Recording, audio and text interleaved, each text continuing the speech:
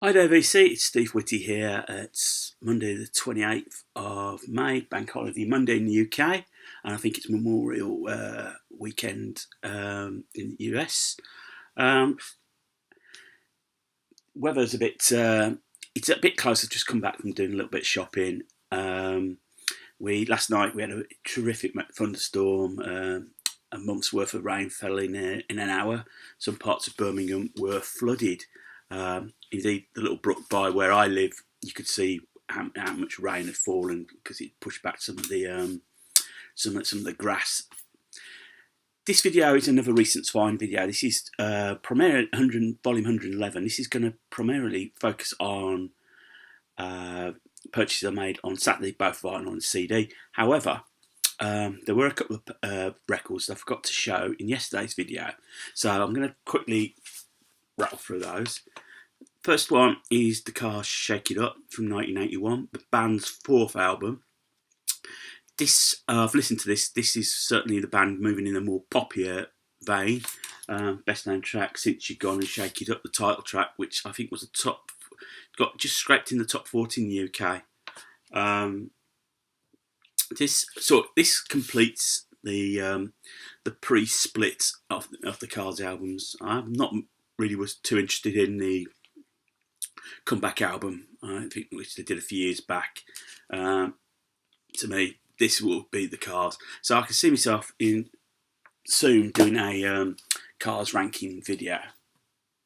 Now, last week I attended at the local pub station, which is not far from me, sort of a sound check, sort of celebration of Jimi Hendrix and music, and primarily it was Jimi Hendrix, but there was a lot featuring the music in 1968 as well. And it cost £3 to get in, and included in the admission price was the raffle ticket, and I won the raffle. Hey, and you had to choose an album, and what I've chosen, these were for the four albums basically, and they're like albums that have been put out by like a reissue, so that very old tracks are out of copyright, so anyone could put them together. But I chose this. This is Bob Marley's Natty Rebel album. I think it came out on an Italian label, but the tracks on there really are I'll say pre-Wailers. I'd say it's pre when they signed to Ireland, so it's really going back to their roots a little bit. I mean, these tracks are available on CD compilations. They've probably been given away in magazine CDs as well. So I've got nothing here that's totally remarkable. What was interesting was to hear the version of Sugar Sugar. But, you know, as an album go, it weren't a bad album. You know, I say I won it, so I'm not going to look a gift horse in the mouth. On Saturday, I picked up some CDs. I haven't done for a while because I was sort of thinking I'm swimming under CDs, but these came up and I thought I couldn't say no to these. So I managed to find a copy of Black Grapes, It's Great When You're Straight. Yeah, just a joyous album from 1994. Was it 95? Let me just see my glasses here. Well, it was in the mid-90s. It coincided with Britpop, but it's some great tunes. It just left a smile on my face. You'll have to forgive this. This came in a red, but this is Sam Cooke live at the Harlem Square Club in 1963. And when I obviously know Sam Cooke, one of the great voices, but I just thought, when I listened to this and when I just looked at the innards, I just didn't realise, apart from one song on the medley, he wrote all his stuff, and that was something I didn't realise. So I need to find a decent Sam Cooke comp. I know there's some floating around. Cooper Temple Clause. This is their see this through and leave.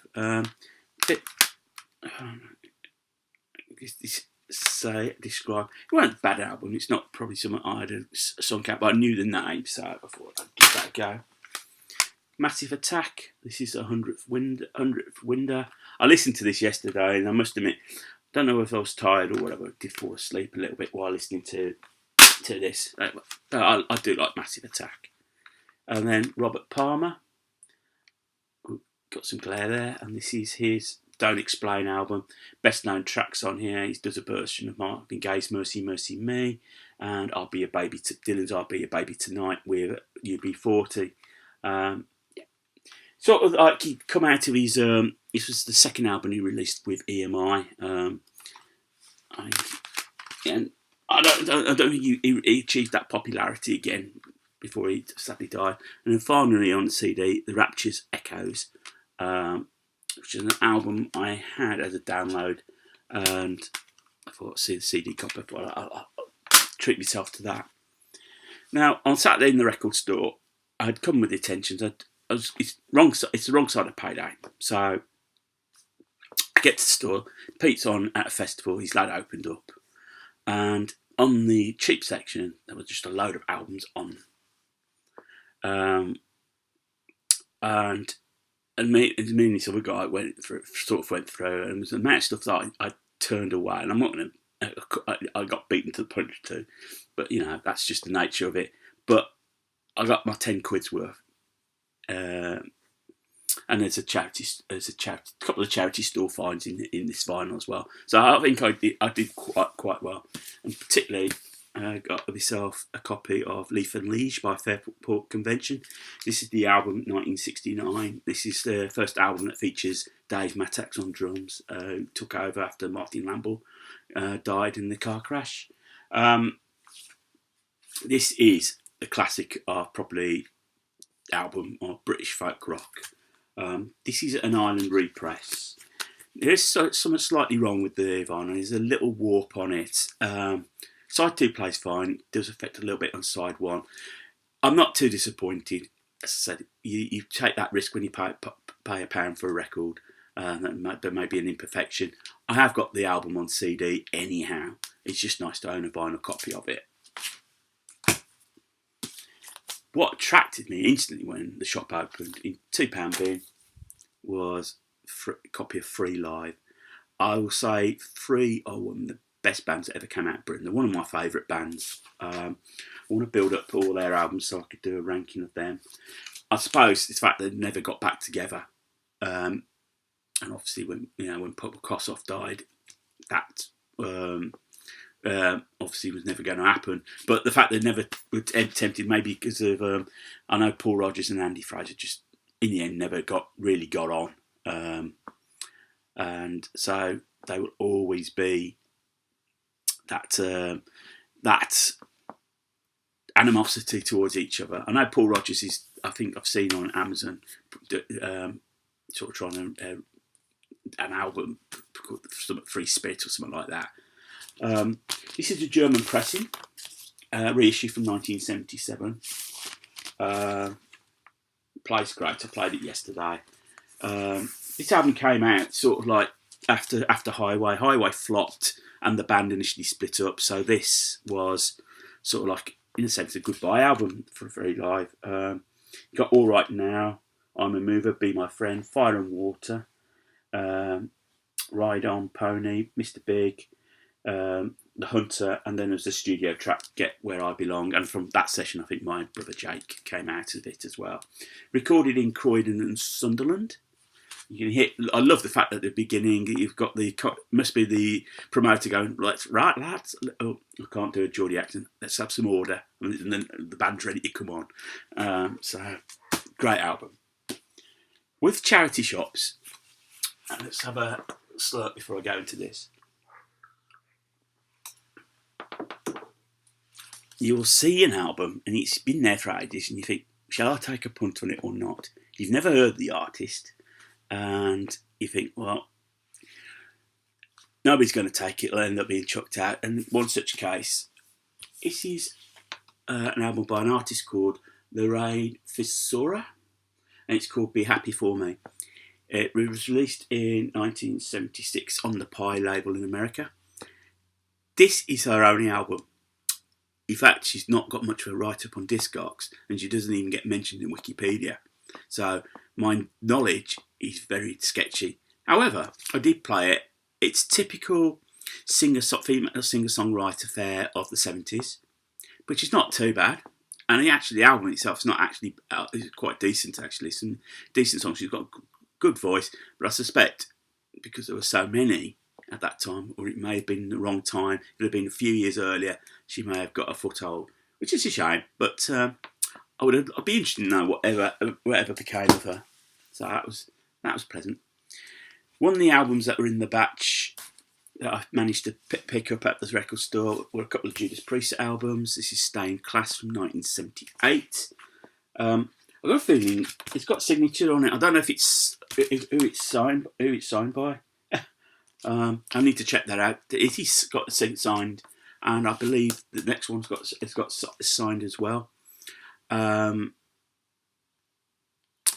It cover's a bit knackered. That's why it was in the pound. Vinyl plays great. Obviously, you got here Exciter, Better Than You, Better Than Me, Beyond the Realms of Death. Just a great album. Obviously, did Better By You, Better Than Me. Spooky Tooth Trouble did come back to bite them a little bit with the court case. And then you can see it's signed there. This is Unleashed in the East from 1979. The live album from recorded in Japan. Again, it's got Exciter on it. It's got Green Manalishi, Diamond and Rust on there. Victims of Change, Sinner, Ripper. Yeah, just classic Priest at what they do best. So that's, in a sense, more than double my Priest on vinyl. Another album I picked up. Really pleased to find this. This is Magnum on a Storyteller's Night. This came out. It was released locally on the FM label, which is based in Wolverhampton. Released in 1985. At this point, Magnum, they had to rebuild their career. When the 11th Hour came out in 1983, it didn't do well. And Tony Clarkin, I believe, became ill, and the band's future was up in the air. So in 85, they sort of reconvened, recorded this album at UB40 Studio in Birmingham, the Abattoir. And side one is as good as any album you get. How Far Jerusalem, Just Like an Arrow, On a Storyteller's Night, just great songs. When they on the back of the tour, on the back of the tour, they played the Hammersmith Odeon, and in attendance was Roger Taylor, and from that they got themselves the deal with Polydor, which led to Roger Taylor and David Richards producing a Vigilante album. Couple of charity shop finds. Matt Bianco, Whose Side You On? I thought I'd take a punt to this because I knew the debut single, Get Out Your Lazy Bed. Now, Mark Riley, who's the main vocalist, was in a band called Blue Rondo a la Turk, which was very heavily jazz based, and he took that jazz influence onto this album. Whose Side You On? Half a Minute. It's actually not a bad album as pop albums go. Probably 30 odd years ago, I wouldn't have given this a thought, but sort of listen for a pound. Amazing then when it's something that's cheap that you'll listen to. It wasn't a bad album actually. I quite enjoyed it. Sort of contradicting myself here from my entry to Hannah's our introverts 500 subs contest, where I said which 80s did you hate? I said which decade did you hate? And I said the 80s. And here's another 80s 12-inch single, Robbie Neville's C'est La Vie. Again, quite enjoyed that. And then going back to the 80s, you had Magnum there. This is Pet Shop Boys Disco. This is a sort of remix, sort of 12-inch mini album full of 12-inch singles. So you got remixes of In the Night Suburbia, Opportunities, Pananero, Love Comes Quickly, and West End Girls.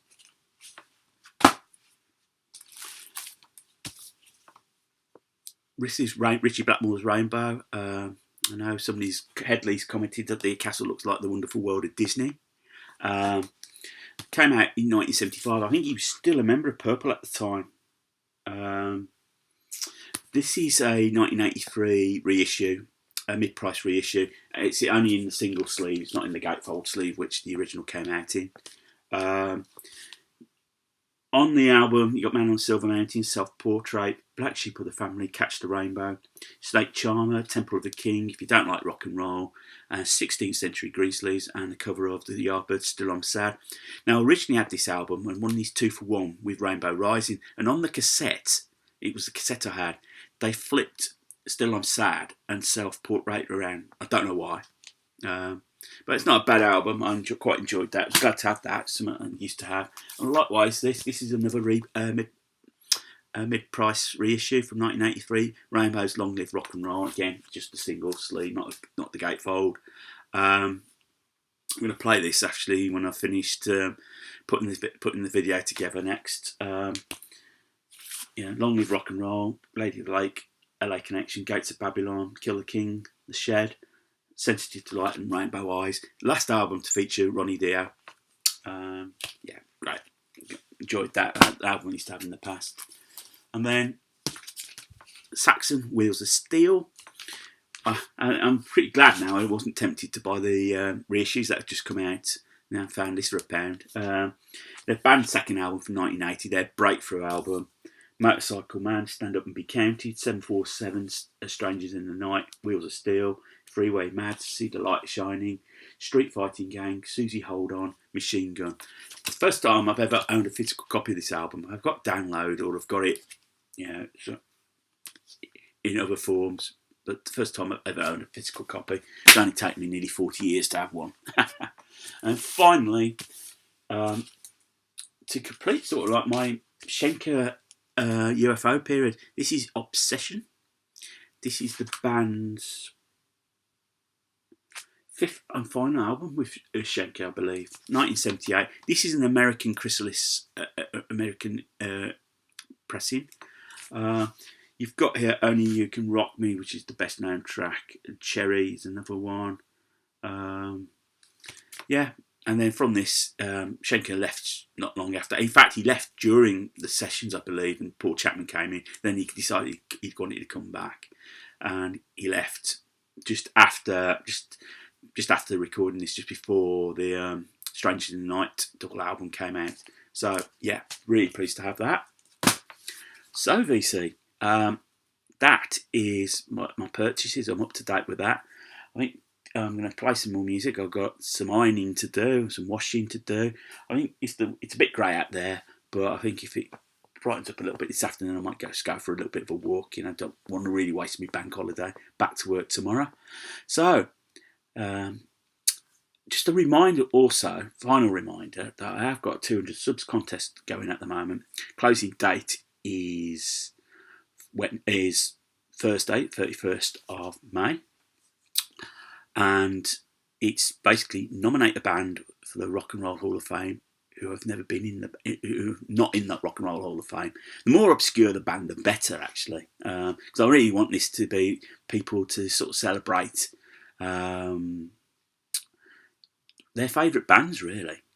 So price, I'm going on an Amazon voucher. I will negotiate with the people, whoever wins, to see what they want. I've got entries from the UK and entries from the US, so we'll work out which is going to be best for you. I know I've got a value in mind. I said it in the original one. So if you're new to the channel and you like what you see, click on the subscribe button. 207 subscribers, so yeah, I'm pleased with how that's going. Thumbs up, thumbs down. Love the interaction, and feel free to leave a comment. I will get back to you. Do appreciate the fact people make time to drop a comment. So VC, enjoy whatever you get up to today, and until next time, take care of yourselves, keep spinning, and more importantly, keep smiling.